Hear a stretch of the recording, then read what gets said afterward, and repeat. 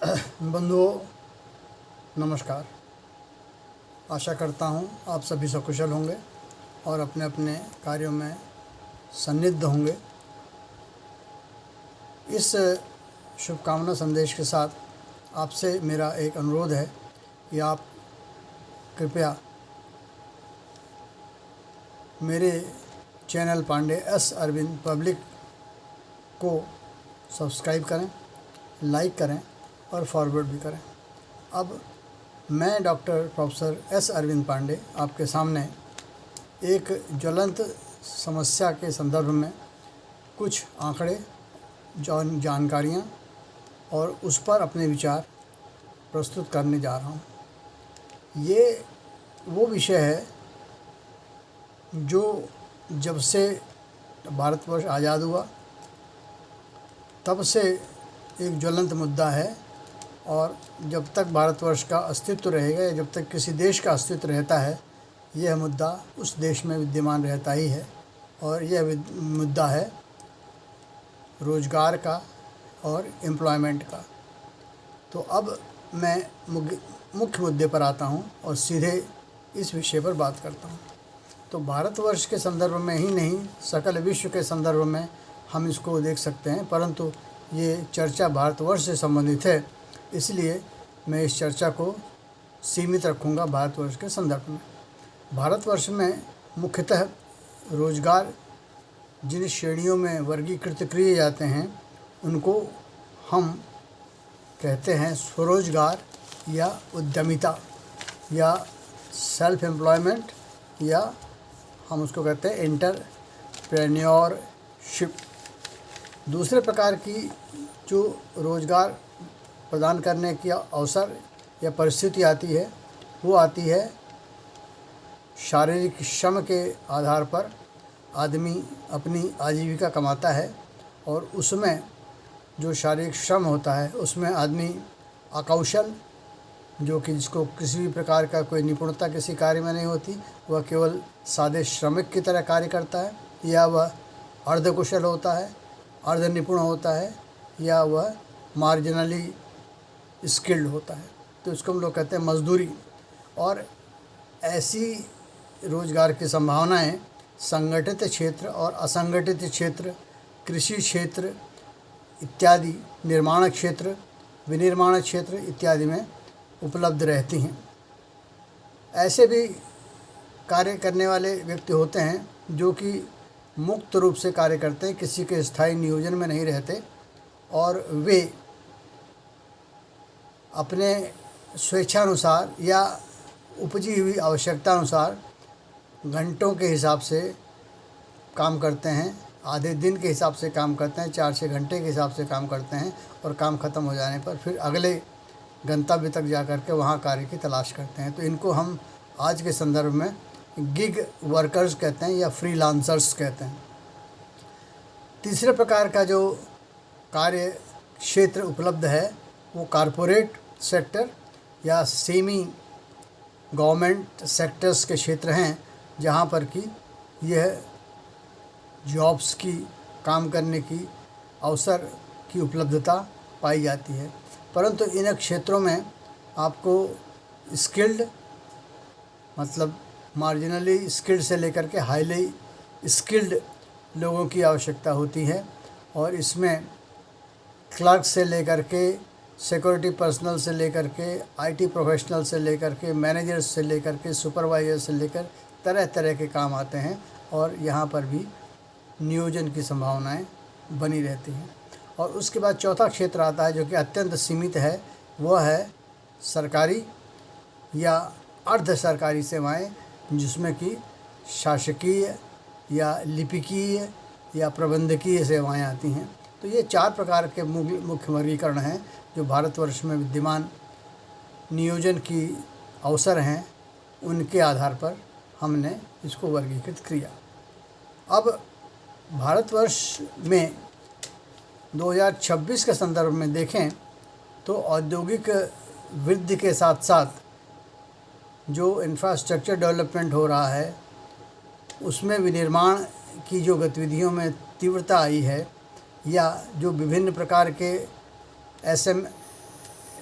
लघु उद्योग, मझोले उद्योग, गृह उद्योग और निर्माण क्षेत्र कार्यशील हुए हैं, उसमें ये देखा जा रहा है कि नियोजनों की संभावनाएं अत्यधिक बढ़ गई हैं। और यही कारण है कि नियोजनों की संभावनाएं भारतवर्ष में बढ़ती जा रही हैं। परंतु जिस गति से नियोजनों के अवसर बढ़ रहे हैं, उससे अधिक गति से वे लोग जो नियोजन प्राप्त करने के लिए इच्छुक हैं या जो तैयार हो रहे हैं, चाहे वो शिक्षक हैं 10+2 शिक्षित हैं 10+2 की शिक्षा वाले, या जो उससे नीचे की शिक्षा वाले हैं अर्धशिक्षित, गैर शिक्षित, या फिर जो ग्रेजुएट्स हैं, या जो तकनीकी ग्रेजुएट्स हैं, या जो और उच्च शिक्षा प्राप्त लोग हैं, उन सब को विभिन्न स्तरों पर मिलने वाले जॉब्स में उतनी वृद्धि नहीं हो रही है जितनी की अपेक्षा की जा रही है, जितने वह जॉब पाने वाले जॉब मार्केट में आ रहे हैं। अब प्रेस इन्फॉर्मेशन ब्यूरो के हिसाब से हम कुछ आंकड़ों पर निगाह डाल लेते हैं। तो प्रेस इन्फॉर्मेशन ब्यूरो के हिसाब से 2017-18 में 47.5 करोड़ नौकरियां सृजित हुई थीं और 2023-24 में इनकी संख्या बढ़कर के 64.33 करोड़ हो गई है, यानी कि 1.5 गुना की वृद्धि लगभग हो गई है। युवा बेरोजगारों की संख्या बढ़ी है, परंतु बेरोजगारों की दर में या बेरोजगारी की दर में समग्र रूप से कुछ कमी आई है। महिला कर्मियों की संख्या इन रोजगार पाने वाले व्यक्तियों में बढ़ी है। युवा बेरोजगार जो कि शिक्षित हैं, उनकी बेरोजगारी की दर ऊंची है और इंडस्ट्रियल एंड लेबर डिपार्टमेंट के रिपोर्ट के अनुसार देश के बेरोजगारों में युवाओं का एक बहुत बड़ा हिस्सा है जो रोज़गार पाने से वंचित रह जा रहा है। NCAIR रिपोर्ट के अनुसार रोजगार वृद्धि का मुख्य कारण स्वरोजगार है। गिग प्लेटफॉर्म पर काम करने वाले लोग, फ्रीलांसर्स, डिलीवरी गिग वर्कर्स ने अपने कार्य करने के क्षेत्र में गुणात्मक वृद्धि पाई है, जिसके परिणाम स्वरूप नियोजन के अवसरों में बहुत वृद्धि हुई है। परंतु अभी भी चिंता का विषय है कि कृषि में जो कार्यबल लगा है वह संपूर्ण कार्यबल का 40% है, परंतु इस कार्यबल की उत्पादकता बहुत कम है और इसका GDP में योगदान भी अत्यंत कम है। बेरोजगारी के आंकड़े को यदि हम देखते हैं तो सांख्यिकी मंत्रालय के अनुसार 15 वर्ष या उससे अधिक आय के लोगों के लिए बेरोजगारी दर समेकित 5.5% है, यानी कि ये जो शहरी और ग्रामीण दोनों की बेरोजगारी दर मिला दी जाए तो वह 5.5% आती है। 5.5% मतलब जितने भी रोजगार योग्य व्यक्ति भारतवर्ष में उपलब्ध हैं उसके संदर्भ में ये 5.5% दिखाई पड़ती है। शहरी बेरोजगारी दर 6.4 है और ग्रामीण बेरोजगारी दर 5.1 है। कहने का मतलब ये हुआ कि 15 से 29 वर्ष आयु वर्ग में सर्वाधिक बेरोजगारी है, जो कि 10 से 14% है। 100 में से 10 से 14 व्यक्ति जिनकी आयु 15 से 29 वर्ष है वे बेरोजगार हैं। शिक्षित तथा प्रशिक्षित वर्कर्स की बाज़ार में बहुत मांग है, परंतु प्रशिक्षित वर्ग के जो कर्मचारी या कर्मकार चाहिए, काम करने वाले चाहिए, मजदूर चाहिए, उनकी जितनी मांग है उसकी तुलना में ये जो शिक्षित बेरोजगार हैं उनकी संख्या बहुत ज़्यादा है। जबकि मात्र फॉर्मल शिक्षा जो परंपरागत शिक्षा है उसको लेने से नहीं नियोजनता नहीं मिलती है। आप में कुछ कौशल होना चाहिए जिसके आधार पर आपका नियोजन हो सके। अब जितने प्रकार के काम जॉब मार्केट में अवेलेबल हैं उनको हम वर्गीकृत करते हैं तो वो 2 श्रेणी में आते हैं। एक पहली श्रेणी आती है वाइट कॉलर जॉब्स और दूसरा आता है ब्लू कॉलर जॉब्स। तो अब यहाँ पर यह भी समझ लेना अच्छा है कि वाइट कॉलर जॉब्स क्या क्या हैं। सफ़ेद पोश रोज़गार। सफ़ेद पोश रोज़गार वो कहलाते हैं जो कि वे व्यक्ति हैं जो कि कार्यालयों में काम करते हैं, जो पेशेवर हैं, जो वित्त प्रबंधन, मैनेजमेंट, सुपरवाइजरी जैसे कार्य करते हैं, कारपोरेट क्षेत्र में काम करते हैं, सरकारी अथवा अर्ध सरकारी क्षेत्रों में काम करते हैं, इनकी नियुक्तियां स्थायी हो सकती हैं या अंशकालिक हो सकती हैं, परंतु इन सब की जो नियुक्तियों की सकल संख्या है वह 82 लाख के करीब है। इनकी योग्यता, जो कि वाइट कॉलर प्रोफेशन करने वाले लोग हैं, इनकी योग्यता स्नातक होती है। विशेष सर्टिफिकेट कोर्स धारक होते हैं ये व्यक्ति। ये आईटी ग्रेजुएट्स होते हैं। ये वित्त, अकाउंटेंसी, सीए, बैंकिंग, प्रशासन, प्रबंधन, एचआर कंसल्टेंट इनके रूप में काम करते हैं और इनसे संबंधित इनके पास शिक्षा होती है और विशेषता और कौशल होता है। अब आता है ब्लू कॉलर जॉब। ये वे कार्य हैं जहाँ पर कि व्यक्ति को श्रम और अपने हाथों से काम करना पड़ता है। ये शारीरिक श्रम के साथ साथ हस्त कौशल वाले कार्य भी करते हैं। ये अल्प कुशल हो सकते हैं, पूर्ण कुशल हो सकते हैं और अकुशल हो सकते हैं। इनकी संख्या कुल कार्यबल का 25 से 30% है, यानी कि जितना टोटल ये जो जॉब्स अवेलेबल हैं उसमें से 25 से 30% जो है ये ब्लू कॉलर जॉब हैं। इनमें से 25% तो ये जो कंस्ट्रक्शन वर्क है, जो कि उसको हम लोग कहते हैं निर्माण क्षेत्र, इनसे जुड़े हुए हैं और शेष लोग पैकिंग से जुड़े हैं, गोदाम से जुड़े हैं, लॉजिस्टिक्स से जुड़े हैं, मेंटेनेंस से जुड़े हैं और असेंबली लाइन से जुड़े हैं और सुपरवाइजरी वर्कों से जुड़े हुए हैं। इनकी अर्हता क्षेत्र विशेष में कोई डिप्लोमा या सर्टिफिकेट कोर्स होता है। इनकी संख्या लगभग 30 करोड़ है, जो कि भारतवर्ष में गैर कृषि क्षेत्र में कार्यरत कार्यबल का लगभग 80% है।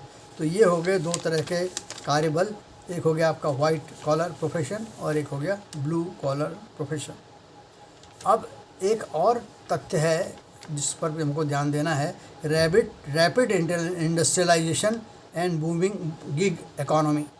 गतिमान औद्योगिकीकरण तथा अंशकालिक कार्यकर्ताओं पर आधारित अर्थव्यवस्था का प्रभाव यह है कि नए नए कार्य क्षेत्रों में यह अर्थव्यवस्था नए रोजगारों को जन्म दे रही है। नए कार्य क्षेत्रों में से 70% जो हैं ये गिग वर्कर्स ही हैं जो आ रहे हैं। ये सभी ब्लू कॉलर जॉब वाले हैं। ये कुशल कामगारों की इस क्षेत्र में बहुत ही ज़्यादा कमी है। जितनी की आवश्यकता है कौशल युक्त कामगारों की, उतने उपलब्ध नहीं हैं, उससे बहुत कम उपलब्ध हैं और इसी कारण कुशल कामगारों की कमी है और अकुशल कामगारों को बहुत ज़्यादा संख्या में देखा जाता है और यही बेरोजगारों की संख्या में बहुत ज़्यादा वृद्धि करते हैं। कौशल मज़दूरों की कमी, यानी कि जितने कौशल मज़दूर चाहिए उसमें लगभग 15 करोड़ कुशल मज़दूरों की आवश्यकता है, जिनकी की कमी जॉब मार्केट में दिखाई पड़ रही है। अब आती है transport, logistics and retail chain क्षेत्र में और ई कॉमर्स के क्षेत्र में वृद्धि के कारण कामगारों में 10 से 15% की वृद्धि देखी जा रही है। यहाँ पर बहुत से ऐसे लोग हैं जो डिलीवरी पार्टनर्स के रूप में काम कर रहे हैं, जो कि फ्लिपकार्ट हो गया, ई कार्ट हो गया, इस तरह के जो ई बेस, इलेक्ट्रॉनिक बेस जो सर्विस प्रोवाइडर्स हैं या जो ई कॉमर्स के जो प्लेटफॉर्म्स हैं, उनके साथ जुड़ करके सामान को घरों तक पहुंचाने का काम करते हैं। अब चिकित्सा के क्षेत्र में भी हमको इसी प्रकार से लेबर फोर्स चाहिए। और लेबर फोर्स कैसी होती है? ये वो सिक्योरिटी गार्ड के रूप में काम करते हैं, वार्ड बॉय के रूप में काम करते हैं, नर्सेस के रूप में काम करते हैं, मेल नर्स के रूप में काम करते हैं, असिस्टेंट और हेल्पर्स के रूप में काम करते हैं, क्लीनिंग स्टाफ के रूप में काम करते हैं, हॉस्पिटैलिटी स्टाफ के रूप में काम करते हैं। तो इनकी भी एक बहुत बड़ी संख्या है, जो कि लगभग 47 से 50 लाख करोड़ के करीब है और जो पूरी जनसंख्या है उसका 43.5% है। जो 47 से 50 लाख करोड़ लेबर्स की जनसंख्या है, उसमें का जो 43.5% है यानी 20 करोड़ है, वो इस प्रकार के जॉब हैं जैसे कि मैंने अभी आपको गिनाए।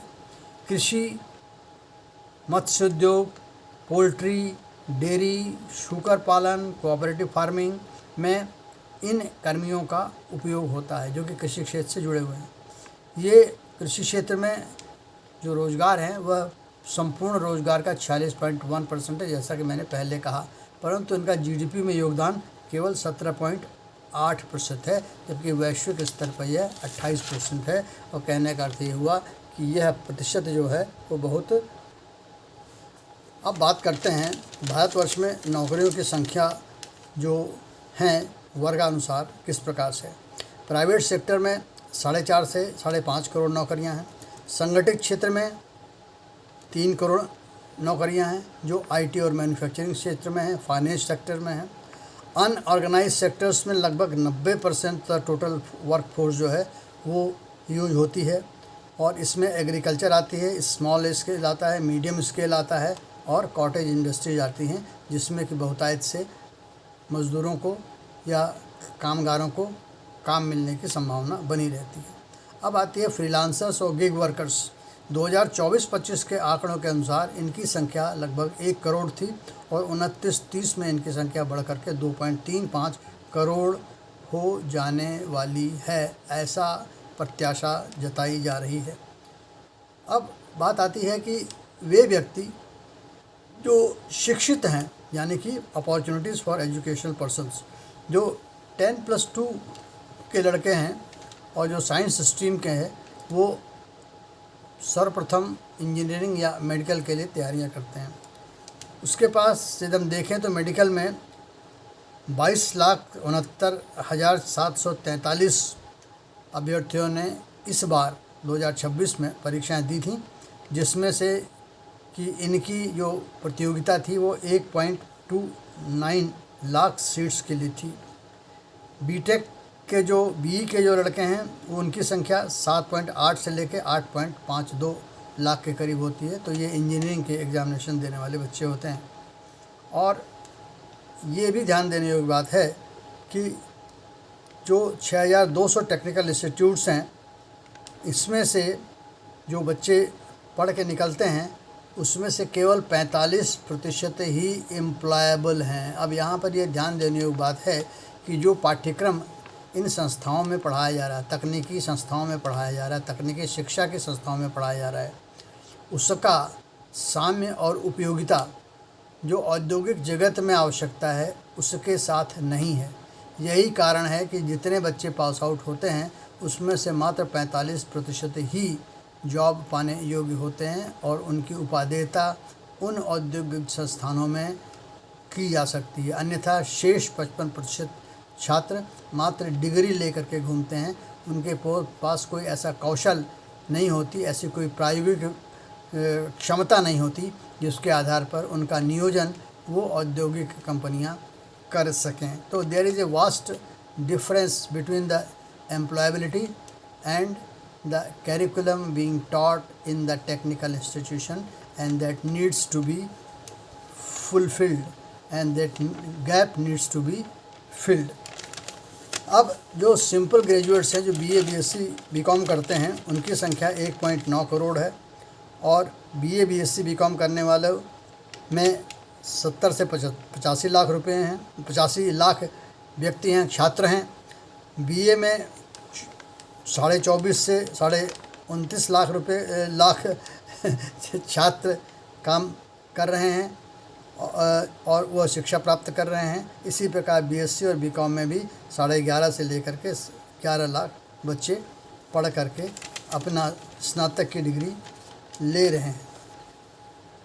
अब इस आंकड़ों के आगे यदि हम और विचार करते हैं तो हम ये देखते हैं कि इंजीनियरिंग स्ट्रीम के जो संस्थान हैं जो कि आईआईटीज़ हैं उसमें 18,950 प्रवेश दिए जाते हैं। एनआईटीज़ में 25,100 प्रवेश दिए जाते हैं। ट्रिपल आईटी में 11,500 प्रवेश दिए जाते हैं और जीएफआईटी में 11,600 दिए जाते हैं। इस प्रकार से 67,000 सीट्स टोटल हैं और इसमें से 138 सेंट्रली फंडेड इंस्टीट्यूशंस हैं। बाकी सब या तो स्टेट फंडेड हैं या तो वो प्राइवेट इंस्टीट्यूट हैं जो कि कोर्सेज चलाती हैं। एक और पाठ्यक्रम है जो चलता है जिसकी बड़ी धूम है, वो है एमबीए और पीजीडीएम। तो इसमें जब भी जितने भी बिजनेस स्कूल्स हैं उनकी संख्या 9,700 है। उनकी संख्या IIMs Indian institute of management studies उनकी संख्या 21 है और उसमें 9,700 सीटें हैं। FMS दिल्ली में 251 प्लस 63 सीटें हैं। गुड़गांव के MDI में 810 सीटें हैं। XLRI में 600 सीटें हैं। SPJIMR में 396 सीटें हैं। PGDM मुंबई में 276 सीटें हैं। IIMSN दिल्ली में 200 से 240 सीटें हैं। सिम्बियोसिस पुणे में 180 सीटें हैं और निमिस मुंबई में 600 सीटें हैं। अब इसके अतिरिक्त भी और जॉब अपॉर्चुनिटीज़ हैं जिनको कि हमें देखना पड़ेगा और उनके ऊपर भी एक दृष्टिपात कर लेते हैं। अग्निवीर और आर्म फोर्सेस में जो रिक्तियाँ होती हैं उनके लिए भी छात्र जो 10+2 या ग्रेजुएशन या टेक्निकल ग्रेजुएट्स या लॉ ग्रेजुएट्स होते हैं उनके लिए भी अवसर उपलब्ध होते हैं। तो अग्निवीरों की संख्या पहले 2022 में जो थी वो 46,000 हो गई, अब ये बढ़ा करके 70,000 कर दी गई है। ये जो ऑफिसर्स ग्रेड रिक्रूटमेंट होता है CDS, NDA, SSC, NCC special entry और जैक के थ्रू, इसके माध्यम से भी सशस्त्र सेना बल में लोग जॉब्स पा सकते हैं। अब टेंटेटिव वैकेंसीज इनकी क्या होती हैं, तो इंडियन आर्मी में प्रतिवर्ष 1500 से 2000 रिक्तियाँ निकलती हैं जिनके लिए चयन किया जाता है और इनका शिक्षा दी जाती है इंडियन मिलिट्री एकेडमी में। एयरफोर्स में 300 से 500 रिक्तियाँ आती हैं, इनको AFCAT में प्रशिक्षण दिया जाता है या NDA के थ्रू इनका चयन किया जाता है। इंडियन नेवी में 200 से 300 पद होते हैं जो NDA से चुने जाते हैं और इंडियन नेवल एकेडमी में इनकी ट्रेनिंग होती है। इनके लिए साइंस, आर्ट्स और कॉमर्स और इंजीनियरिंग स्ट्रीम के बच्चों को अर्हता मानी जाती है और ये संबंधित परीक्षाओं के माध्यम से इसमें प्रतिभागिता करते हैं और चयनित होने के पश्चात SSB बोर्ड को फेस करने के उपरांत अंतिम चयन पा करके फिर ट्रेनिंग के लिए जाते हैं। अब यहाँ पर हम सभी जॉब्स को यदि जोड़ लें और एक मोटा मोटी अंदाज़ा लें तो एवरेज एस्टिमेटेड जॉब्स जो हैं वो 14 से 15 मिलियन करीब हैं और जिनमें से कि 3.5 से 4.8 मिलियन तो सेंट्रल गवर्नमेंट और मिलिट्री रोल्स में हैं और शेष जो हैं वो स्टेट गवर्नमेंट के पास हैं। लगभग 9.5 मिलियन वैकेंट पोस्ट अभी भी सेंट्रल गवर्नमेंट के पास पड़ी हुई हैं। अब इसके बाद UPSC provincial service state service commission के माध्यम से भी जॉब निकलती हैं। तो UPSC ने 2025 में 1016 पोस्ट निकाली थी और 2025 में 9,079 पोस्ट निकाली थी।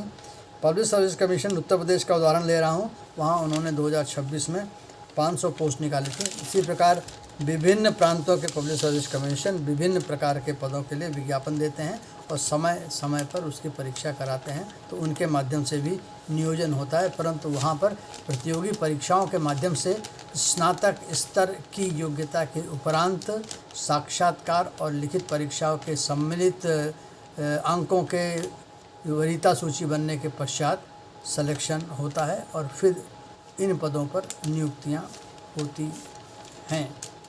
अब इस पूरे सिनेरियो में एक बात निकल के आती है जिसका कि मैं चर्चा करना चाहता हूँ और जो मैंने अपनी इस शोध करते समय पाया।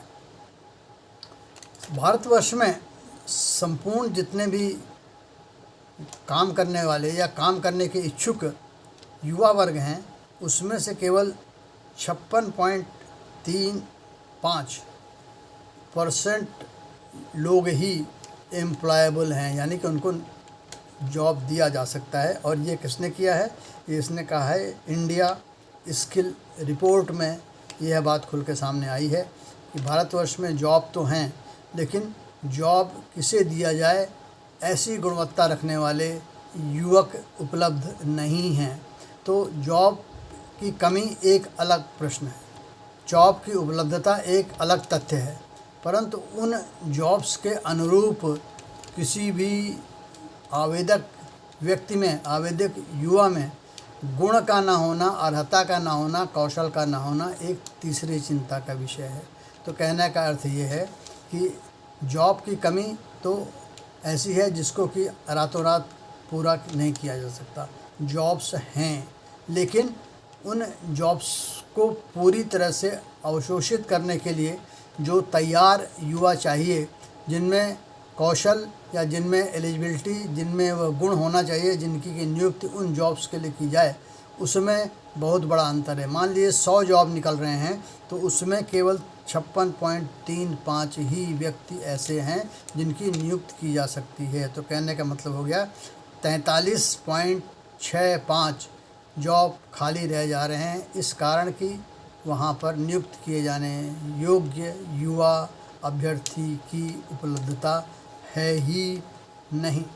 Nearly 40% of the young graduate aged between 15 से 25 remain unemployed due to severe mismatch between traditional academic curricula and modern market requirement. ये कहा किसने? इंडिया स्किल रिपोर्ट ने। इंडिया स्किल रिपोर्ट कह रही है कि लगभग 40% वे युवा व्यक्ति जो कि जॉब मार्केट में आ रहे हैं, उनके पास ऐसी योग्यता का अभाव है जिनके आधार पर उन्हें की जॉब पर नियुक्ति दी जा सके। और ऐसा मात्र इसलिए है कि उन्होंने जो शिक्षा प्राप्त की है और जॉब मार्केट में जो रिक्वायरमेंट है, जो आवश्यकता है, उसके मध्य बहुत ही बड़ा अंतर है। वो जो पढ़ के आ रहे हैं उनकी पढ़ाई वैसी नहीं है, उनका ट्रेनिंग वैसी नहीं है जैसे कि जो मार्केट में जॉब अवेलेबल है उसके साथ वो सामने बैठा सकें।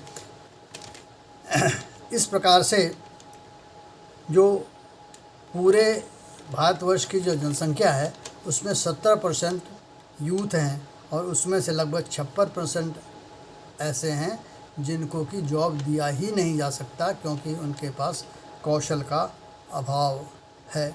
यहाँ पर एक उल्लेखनीय तथ्य मैं बता दूं कि उत्तर प्रदेश में जो एम्प्लॉयमेंट या दिए जाने के लिए जो एम्प्लॉयबिलिटी की बात है वो उत्तर प्रदेश में सर्वाधिक है।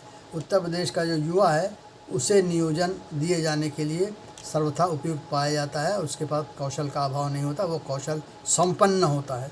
इसके पश्चात दूसरे नंबर पर आता है महाराष्ट्र, तीसरे नंबर पर आता है कर्नाटका, जहाँ पर कि स्थानीय स्तर पर उनकी ट्रेनिंग और उनका अध्ययन ऐसा होता है कि वह जो जॉब मार्केट में जॉब अवेलेबल है उसके अनुसार अपने को तैयार करते हैं, फिर वो जॉब पा लेते हैं। उनका सॉफ्ट स्किल भी डेफिसिट होता है, यानी कि वो सामान्य व्यवहार में जिस गुण से युक्त होने चाहिए उनके पास ये भी गुण नहीं होता। इसलिए जो गैर तकनीकी कार्य हैं वहाँ भी ऐसे अकुशल युवकों को एम्प्लॉयमेंट देना संभव नहीं हो पाता। तो इस नोट के साथ कि जॉब कम है परंतु जॉब हैं, जॉब लेने के लिए ट्रेंड, कुशल और उपयुक्त युवा उपलब्ध नहीं हैं, यह भी अपने आप में एक तथ्य है। तो इस आलोक में मैं एक नीति की बात कहना चाहता हूँ कि उद्यमे नहीं सिद्धंति कार्याणि न मनोरथे न ही सुप्तस्य सिंहस्य परिशंति मुखी मृगा।